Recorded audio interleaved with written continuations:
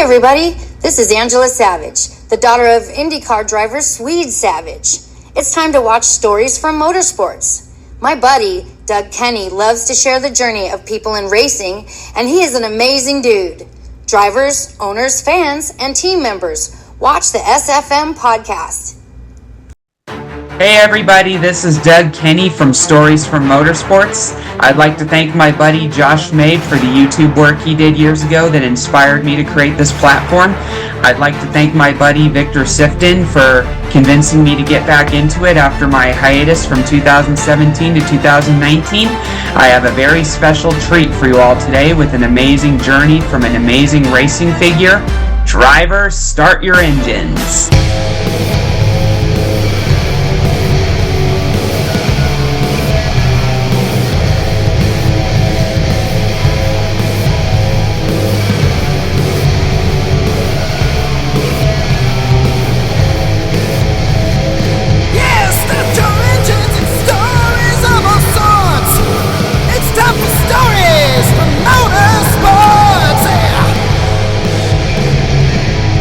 When did you make your first start?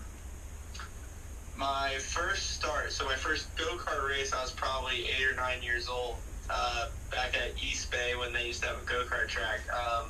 But I was able to hop in a full-size car to practice at 10 years old and 11 years old just to get out there and get seat time. Got it. What do you remember about your race? Did you finish well? The first go-kart race I don't remember. I think I actually wrecked it. Yeah, I did. I do remember it. Yeah, it was my cousin's go-kart, and I absolutely destroyed the body off of it. But we still finished all right, came back, and ended up doing really good once we got my own go-kart. But my first race I don't remember very well. I don't even know where I finished. Oh, I see. Were you a little embarrassed about wrecking the go-kart, or did you get that bit of leeway knowing that it was a new thing for you? I wouldn't say I was embarrassed. I think I was more excited when I wrecked it. I thought it was funny. You know, I was young. I didn't really know much about it, but it was a cool experience. Yeah, I know what you mean. You want to hear a funny moment I have that's similar from my go-karting days? Yeah. I drove for a K1 series. It was a small series in Arizona where I'm currently at the moment.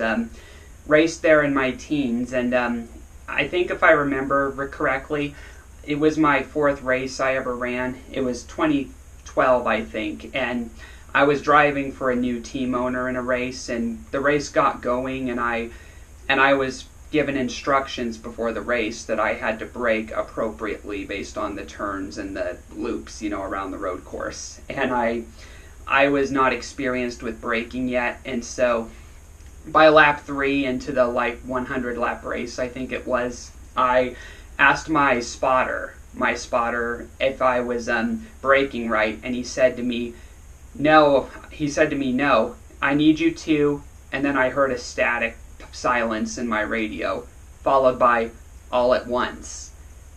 I had a radio problem, and so I was like, brake all at once? Okay. So I braked, and the engine blew. Oh, God. And then when I was towed back to the garage, I went up to my spotter and my team owner at the time, and they were all puzzled, wondering what had happened. And I was like, I heard on the radio from my spotter that I was told to brake all at once. And he was like, no, he told you to brake, but not all at once. Wow.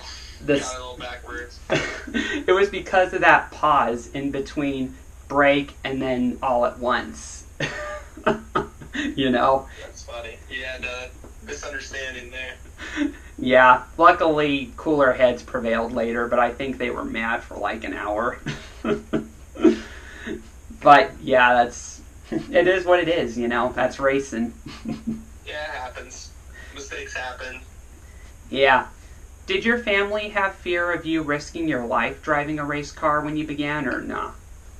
No, I think, it's always, everybody gets in knowing what they're signing up for, and, I think my family understood that, put me in race cars and go-karts and everything else growing up, that there's obviously risk, but it's something that, as long as both parties are willing to take, I think it's a good compromise.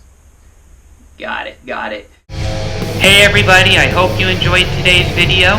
Please hit like and subscribe if you did so, and please continue supporting our amazing guest. And everybody, we'll see you next time on SFM. Hi, this is Ted Warner speaking.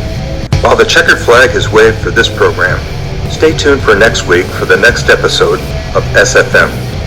Thanks to Doug Kenny for what he does for motorsports.